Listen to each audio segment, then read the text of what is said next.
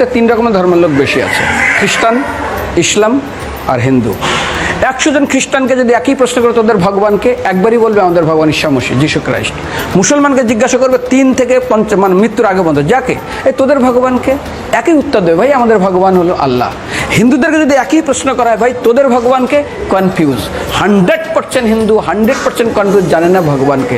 দ্বিতীয়ত, যদি তুই মুসলমানকে জিজ্ঞাসা হয় তোরা মসজিদে কেন যাচ্ছিস, ওদের শেখানো হয় মসজিদে যেতে হবে নামাজ আদায় করার জন্য। সপ্তাহে ওরা 100% একদিন মসজিদে যাবেই। তুমি যদি খ্রিস্টানদের জিজ্ঞাসা করো তোমরা কেন কোথায় যাবে, কোথায় যাও না, আমাদেরকে একদিন তারা চার্চে যাবে। কেন? ঈশ্বরে প্রার্থনা করার জন্য, ওদের শেখানো হয় জন্মের থেকে, এটা সংস্কার। আর হিন্দুদের যদি জিজ্ঞাসা করে তোমরা মন্দিরে কেন যাচ্ছ, হ্যাঁ আমার ছেলের বিয়ে হচ্ছে না, আমার মেয়ের বাচ্চা হচ্ছে না, আমার বাবা হসপিটালে আছে, কালকের আমার মামলার ডেট আছে, আমার ব্যবসা খুব খারাপ, আমার শরীর খুব খারাপ।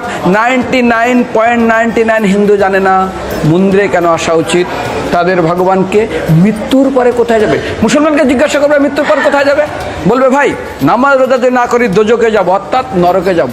যদি হিন্দুদেরকে জিজ্ঞাসা, ওদেরকে বলবে আর যদি করো নামাজ রোজা করি তাহলে বেহেশতে স্বর্গে যাব। যদি খ্রিস্টানদেরকে জিজ্ঞাসা করো, এই তোমরা যদি আমরা ঈশ্বর আরাধনা করি হেল অর্থাৎ নরকে যাব।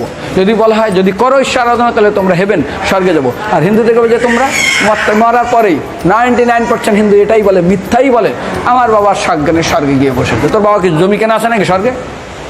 তোর বাবা জমি কেনা আছে যে তোর বাবা মরার পরে স্বর্গে গেছে, হোয়াটসঅ্যাপ করে দেখি এই যে অ্যাটাচ বাথরুম টয়লেট আমি একদম ভালোভাবে পৌঁছে গেছে, তোর বাবা স্বর্গে গেছে, জানিস তুই? আরে মৃত্যুর আগে এত কষ্ট পায়, এত কিছু করে, মারার পরে আমার বাবা স্বর্গে গেছে।